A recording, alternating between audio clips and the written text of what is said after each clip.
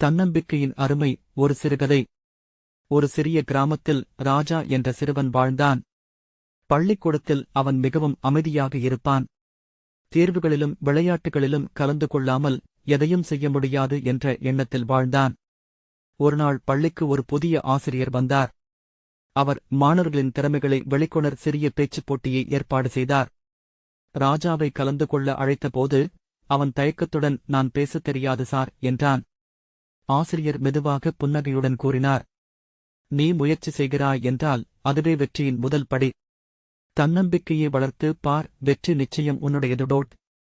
அந்த வாரம் முழுவதும் ராஜா சிறு சிறு முயற்சிகளைத் தொடங்கினான். அவன் கண்ணாடிக்குள் நின்று பேசிப் பழகினான். அடுத்த வாரம் பேச்சுப் போட்டியில் அவன் சிறந்த பேச்சாளராகத் தேர்ந்தெடுக்கப்பட்டான். அந்த நாள் முதலே ராஜாவின் வாழ்க்கை மாறியது. தன்னம்பிக்கையுடன் பாடங்களை படிக்கவும், விளையாடவும், நடந்து பேசவும் தொடங்கினான். மற்ற மாணவர்களுக்கும் ஒருவித உந்துதலானான். பாடம்: தன்னம்பிக்கையோடு முயற்சி செய்பவன் எதையும் சாதிக்க முடியும்.